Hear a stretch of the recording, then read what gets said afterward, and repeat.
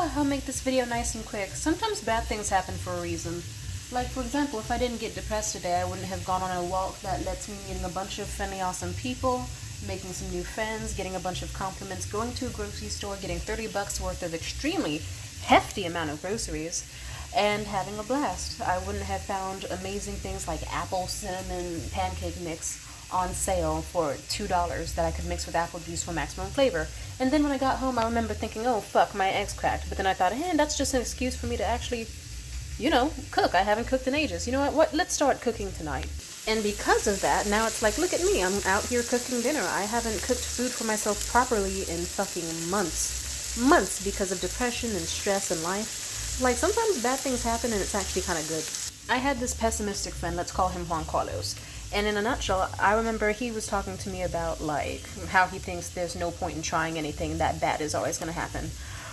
And so why would he ever try good? I told him good things can come from bad. If anything, like, sometimes bad things might even be necessary to happen. Like, hell, if I didn't crack those eggs, then I probably would have went outside and gotten some fucking overpriced food from, like, a nearby celebration.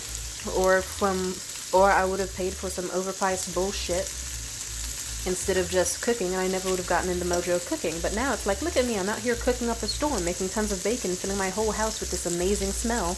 And now I get to actually have an excuse to make the pancakes and the eggs and all that, all because the egg cracked. An example I told him was, hey, that day where my mother was such an abusive bitch over an unvacuumed corner actually possibly needed to happen, because otherwise I would have been like 21, 22, 23, still living under her thumb, still feeling a lack of freedom and still feeling fucking miserable. But because she was an abusive bitch that day, it set off a large chain of events where now I have ultimate freedom. I live by myself and I can do anything I want. I couldn't even cook in the kitchen by myself before living with her, because she would always find a way to scream at me even if nothing happened. She'd always be like, ooh, make sure you wash those fucking dishes and don't leave a goddamn mess for me. And even if I said something like, I won't, I promise, she would consider something like that as attitude. She was always looking for an excuse to yell at me or to try to threaten to toss me out or hit me. She was just a bitch. But I guess we should be grateful that she just finally set me off one day, and that I just finally stood up to her. And even though it had the negative consequences of me being out on my ass for a bit and having to deal with really shitty situations, it just made me a stronger person who knows how to survive better and does not need to rely on her, So we should be glad that my egg cracked, because now I get to have the amazing smell of bacon. I get to eat this extremely thick piece that I'm trying my best to cook it. And then I get to fry my eggs in it and then make the pancakes and have a nice little feast tonight. Like hell, I got depressed a while back because of my breakup, or even before we broke up, we just were separated for a bit. Not because we were mad at each other, just he had to get his finances in order and his job was fucking with him, so he was stressed out. And I remember being depressed as hell, and then I decided, you know what? Fuck this shit. Let me actually... Is this a burr on my finger? What the fuck? Where did that come from? Nasty ass housemate. Okay, sometimes bad things happen just because life is fucking gross, but whatever, I'll take that as a sign that I need to wipe down the countertops that my housemate keeps fucking messing up. Anyway, I guess what I'm trying to say is sometimes not everything is bad. It can seem bad, but it's actually good. Like, I remember I lost my last job that I had, and that fucking set me off and made life a struggle, but then it showed me who was really going to be down for me during times of need and struggle, and that happened to be Jared, my ex-boyfriend. He was very sweet and kind. Dating him, I remember his kid was freaking out all the time because of us being an item. And one can consider that a bad thing, yes, but it also showed a lot of shit that he didn't know about. Like, oh shit, she actually had a lot more darker thoughts and things going on that he had no idea about. And it made him, like, step up as a parent and try to work more on his communication style and, like, being more supportive of her interests. And, everything happens for a reason. Funny enough, the way we actually got back in contact after a bad second date, I remember I hit him up solely because my period happened and I was feeling miserable. I was like, my period is happening and I feel like shit. I need to do something or else I'm gonna just fucking lose it, and I don't want to be miserable. And so you know what I did? I hit him up and he answered, and I was like, hey, what's up? I'm on my rag. I feel blood coming out of my vagina and it fucking sucks. And he was like, yeah, that sounds like it sucks. And we talked, and I told him amusing stories, and vice versa. We had a great time. Funny enough, guess what? We had plans for a hockey game, but then we actually couldn't even do them because, like, he was not answering any of my texts over and over and over for days. And so I eventually remember texting him, hey, listen, you've been inconsistent with communication for the past 4 days. It's really weird. So I think I don't want to do them. I saw him later that night at a fucking comedy open mic event, funny enough. And because of that, guess what happened? Like, we had a whole petty evening of just, like, doing weird shit to spite the other person just for us to get home. I ranted on my Instagram story. I don't know what the fuck up was with that Jared nigga, but he was so strange. Like, he kept being fucking weird, not responding to any texts I sent him all week. And you know what happened? He hit me up on Instagram like, pause, you've been texting me? I thought you stopped texting me a while back. I said, I've been texting you all week. And he said, I have too. Have you not gotten my text? And then we actually shared screenshots where I guess no one could see the other person's text all week long. And that could be summed up as a bad moment turned fucking hilarious. And we ended up getting along amazingly well after that. And that's an amazing kind of like neat, cute story that foreshadowed a very fun, almost 6-month-long on and off dynamic of ours. So that's something bad.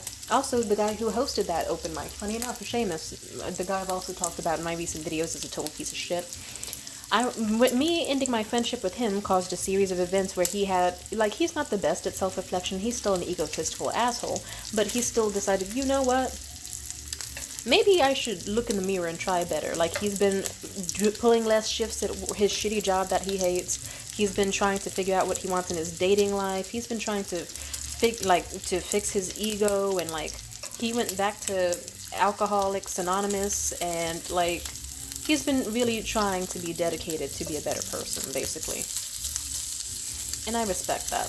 That's really, really... So, you know, of course I don't picture myself being his friend again. He got way too disrespectful. But I will say this.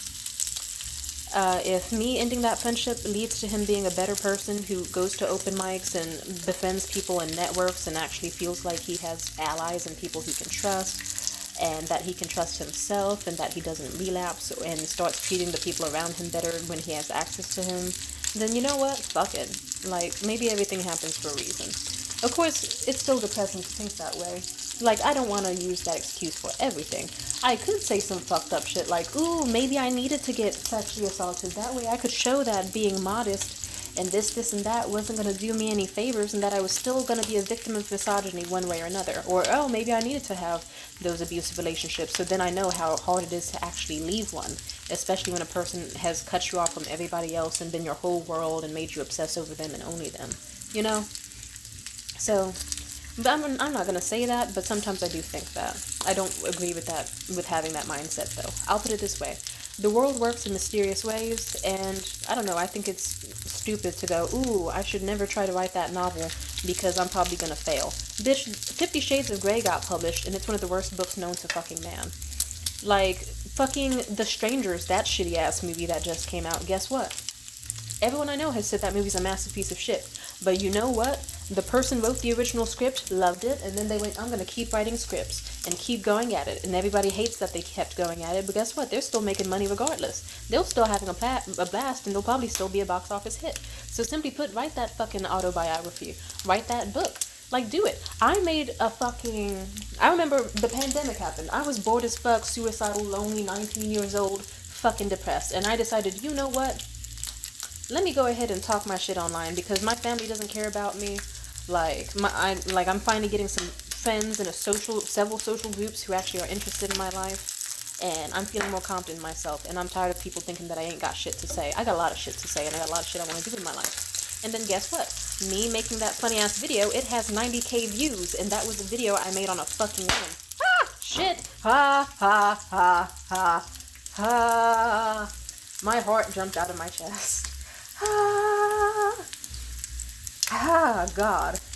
That made my stomach curl up. Anyway, I think this bacon's done. It's hard for me to tell when bacon's done, but I like mine extra crispy. Anyway, my phone is on 3%. I'll sum it up like this. Good can still come from bad. And bad is possibly inevitable, but it's not always going to be a make or break situation. And JC still doesn't understand that to this day.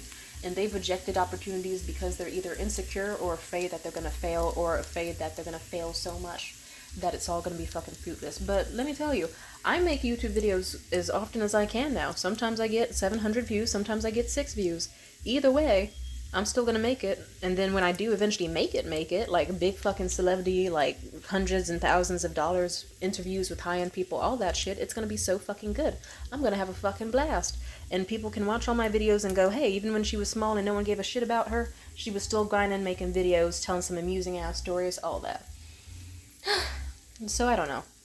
Anyway, yeah. Have a good day. Love you. Bye. Mwah.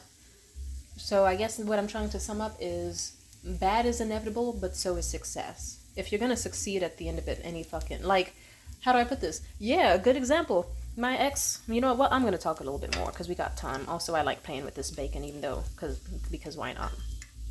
With my ex Jared, to sum up what happened with him, this nigga, yeah, we met through comedy. I remember he was kind of like, ooh, I could go to this comedy club at this one spot, or I could go to this one right here. And he chose the one that he saw and met me at for the very first time. And because he went on stage and told that joke about trans people, not to mock them, but, you know, he just once took an estrogen pill. He's a joke about it. And it led to me wanting to talk to him. And then if I didn't get on stage and flop like fucking hell because Seamus was insecure and was like, ooh, I'll only get on stage if someone else like flops really fucking hard. And I went on stage and I flopped really fucking hard. And I was kept up at night from those fucking memories. If I didn't do that shit, then Jared wouldn't have approached me knowing that I like white men. He would have never, like, he probably would have hesitated to try. But he saw an in and he took it before anyone else could. And then that led to a very wonderful relationship-ish thing while it sort of lasted. Even though he definitely was an asshole several times. But, you know, let's stay positive, you know? So I guess that's what I'm truly saying is that, like, did he become some mega hit celebrity or whatever? No. But he did have a wonderful, healthy relationship with a girl who genuinely gave a shit about him and his child. And I'd say that's pretty damn good. And did he have some amazingly, like, yeah, so it's like he's not the next fucking Dave Chappelle or Bill Burr, but he still had a wonderful relationship and got to aspire for marriage and, like, met me. And then just because he lost me doesn't mean it's the end of the world. It just means there's room for him to find someone that's better fit for him and more compatible, you know? Like, way more. Same for me. Like, me and him did things, and now I have so many people on Bumble right now trying to get with me. Not sexually either. They're just generous, chivalrous men trying to be like, hey, I could take you to this fancy restaurant that's super, like, rare in the city, or take you to Italy. And it's like, fuck yeah. So, good comes from it regardless. And even if he didn't get any better dating prospects than me and just decided to be single for the rest of his life, guess what? That nigga would still have a 10 times better bond with his daughter and know shit about her and know how to handle the situation with her and the stuff he needs to tell her, you know? So yeah, that's how I feel about it. So yeah, regardless of how you feel, start that YouTube channel. Some people are gonna call you like bad words or say shitty things about you. Who cares? Keep making the shit. You could always insult that person and block them. Like, really, it's okay. You can do anything you want on this planet, and even if it's not your desired outcome, some good shit will still come from it regardless, always. Like, I've had tons of moments where I got bullied or harassed or whatever, but guess what? Now I have YouTube content to last me for fucking years, and friends I can make because I have the experiences. I've had good things that didn't go anywhere, but at least I have the experience. I can, like, even if I had an awful time at Academy of the Arts, I can still tell people I went to art school. Even if I had like some rich niggas who played in my face, I can still say that I had rich boyfriends, and I can still unlock opportunities and have a wonderful life. Even if shit doesn't work out, you can still fucking thrive. God bless. Love you. Peace out. Bye. Bye.